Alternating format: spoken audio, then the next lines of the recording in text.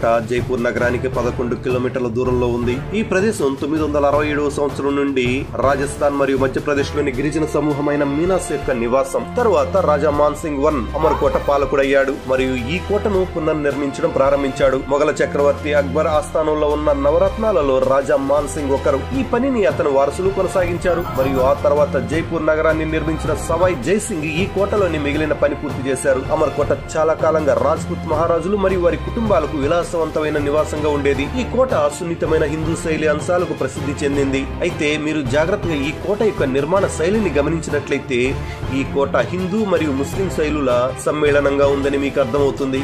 మొత్తంగా ఈ కోట పూర్తి నిర్మాణానికి 157 సంవత్సరాలు పట్టింది. జోధాబాయి అక్బర్ చక్రవర్తిని వివాహం చేసుకుని ఫతేపూర్ సిక్రీ వెళ్లేంత వరకు కూడా జోధాబాయి ఈ కోటలోనే నివసించేవారు. ఈ అమర్కోటలో మొత్తం 4 విభాగాలు ఉన్నాయి. ప్రతి భాగాన్ని ప్రాంగణం అని పిలుస్తారు. అన్ని విభాగాల ప్రవేశానికి ఒక ప్రవేశ ద్వారం మరియు దానికి ఒక గేటు ఉంటుంది. కోట యొక్క ప్రధాన ద్వారం సూరజ్ పోల్ లేదా సన్ గేట్ ద్వారా తూర్పు ముఖంగా ఉంటుంది. సవాయ్ జైసింగ్ II ఈ ద్వారాన్ని నిర్మించారు. మొదటి ప్రాంగణాన్ని జలేబీ చౌక్ లేదా జలేబ్ చౌక్ అంటారు. జలేబీ అనేది ఒక పర్షియన్ పదం, అంటే చతురస్రాకారం అని అర్థం. ఇక్కడ సైన్యాలు ఫౌజ్ బక్షి అనే కమాండర్ ఆధ్వర్యంలో యుద్ధాలకు వెళ్లి వచ్చిన తర్వాత విజయోత్సవాలను నిర్వహించేవారు. దీనిని రాజు కుటుంబీకులు వీక్షించేందుకు వీలుగా ఏర్పాటు కూడా ఉంటుంది. సైనికులకు గదులు మరియు గుర్రపుశాలలు ఈ ప్రాంతంలోనే ఉండేవి. ఇక్కడ మొత్తం 48 ఏనుగు ఆకారపు స్తంభాలు ఉన్నాయి. ఇందులో 16 మార్బుల్తోనూ 32 రెడ్ స్టోన్ తోనూ చేసినవి. ఇక్కడ రాజుగారు సాధారణ ప్రజల సమస్యలు మరియు వినతులను పరిష్కారాలు చెప్పేవారట.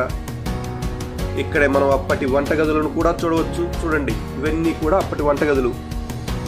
మీరు జోధా అక్బర్ సినిమా గాని చూసి ఉంటే ఇక్కడ ఐశ్వర్యరాయ్ పెద్ద పెద్ద పాత్రలను వంట చేసే సన్నివేశం కూడా చూడవచ్చు. ఇక్కడ చూడండి, ఇక్కడ ఈ కట్టడం చూడండి, దీనిపైన గోల్డ్ కవర్ చేయబడింది కాబట్టి ఎలా మెరుస్తుందో చూడండి. ఇక్కడ నుంచి కొంచెం లోపలికి వస్తే ఇక్కడ మనకు దివాన్-ఏ-ఖాస్ కనిపిస్తుంది.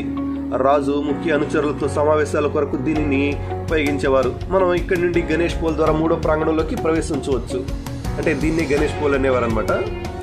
ఇది రాజ కుటుంబాలు మరియు వారి పరిచారకులు నివసించే ప్రాంగణం. గణేష్ పోల్ మొజాయిక్ తో నిర్మించబడి దానిపై అనేక శిల్పాలు ఇక్కడ గమనించవచ్చు. ఇది 1623 నుండి 1668 వరకు పాలించిన రాజా జైసింగ్ ఈ ఉద్యానవనాన్ని నిర్మించారు.